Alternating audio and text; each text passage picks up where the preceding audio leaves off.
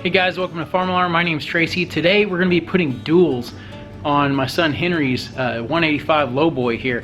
And if you guys haven't seen this tractor before, I restored this thing with my friend Jesse here, probably 2 or 3 years ago. 1975 Cub lowboy 185, and 2 years ago I found, maybe it was actually last year. Anyway, found this cab. Ashley, Henry, and myself drove 1,200 miles. I believe that was a round trip. Drove all the way up to Wisconsin and got this cab. It wasn't in the best shape, but we got a smoking deal on it. I think I only gave like 300 bucks for that thing. I totally restored that the cab for it. We don't really do much with this tractor other than you know, take it up to our steam engine show. We're part of a steam engine association, so once a year we take it up to that, and we put in a few parades every year as well. And I've got another lowboy, and we've got a blade on the front of. We don't do much with it either. Probably going to be selling that. But I've always thought how cool it would be if I could put a set of duals on this lowboy. And I've seen duals on lowboys before, but it's with the narrow tires. And this thing, as you can see, that it has the wide turf tires. So I thought, how neat would it be just to put some duals on it? And I know you guys are going to say, oh, that's going to be so hard on the axles and whatnot. Well, like I said, we're not working it. We're not going to be you know, going on hills and different angles and stuff with it a whole lot. So really, I don't think it's going to be too stressful on the transmission or on the transaxle of this tractor. So the first thing we need to do is, you can't just bolt a set of wheels and tires on the outside of this set of wheels and tires. You got to have it where they're going to line up. You've got to have some you know, like a spacer. You know, if you're familiar with tractor duals, you're going to have a spacer, a steel spacer ring that goes all the way in between each wheel. So these wheels have provision to bolt like wheel weights in, and that's how we're going to bolt the sets together. But I actually went over to a heating and air conditioning place today that does some metal fabrication. I took them some 4-inch strap, 1/8 inch 4-inch strap, and I figured up the calculation of the circumference so I can get my 17-inch diameter. And that circumference that I needed was 53 inches, 53.4 inches, and that was going to make a 17-inch diameter. And so I told them just to keep rolling it, roll it over a little bit, because I took them 60-inch pieces. And so that way there wouldn't be any flat spots on the end, and then I can manipulate that to that 53.4 inches, cut the two pieces, cut it together, and then weld that up, and then I would have my 17-inch diameter spacers. So we're going to cut those real quick, weld them up. All right, so let's get to working on these spacers.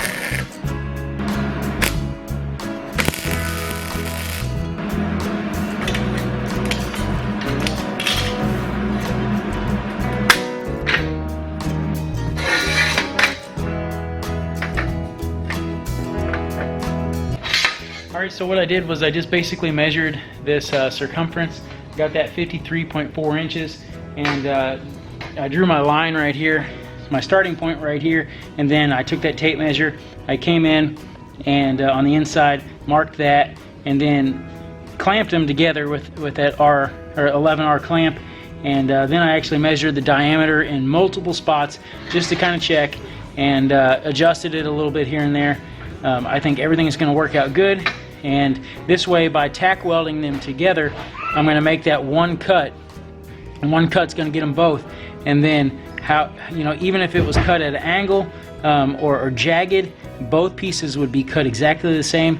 And whenever you fit them back together, they will fit exactly perfect together. So let's go ahead and get that cut, weld them up, and then basically put some primer, paint, and then bolt them up together. Super easy project, guys.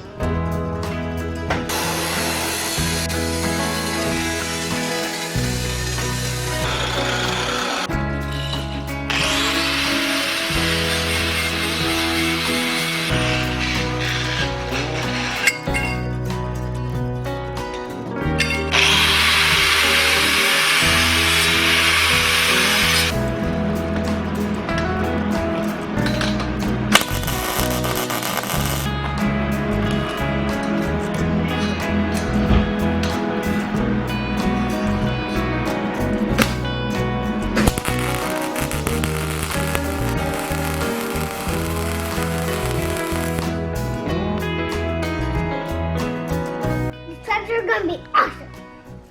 Now let's do one dance.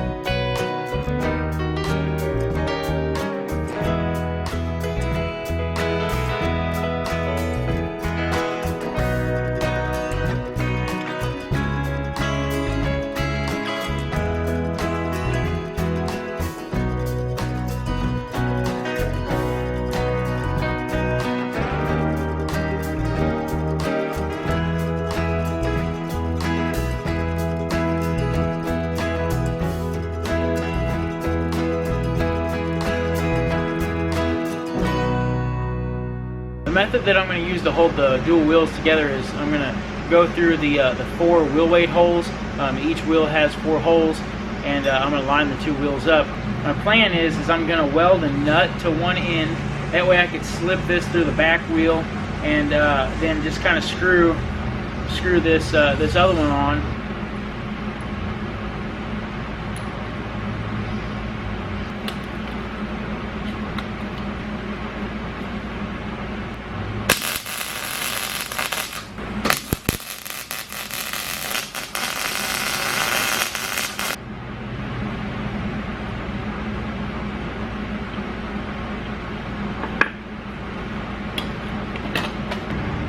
So pretty much what I did was I just I took that other bolt, that way it would hold the nut there, and you know, my hands weren't real close to that nut, and having that other bolt in there actually kind of protects those threads from any weld splatter getting in there. And then I just held that nut as centered as I could on top of that carriage head and welded it up around there. I think it turned out pretty good.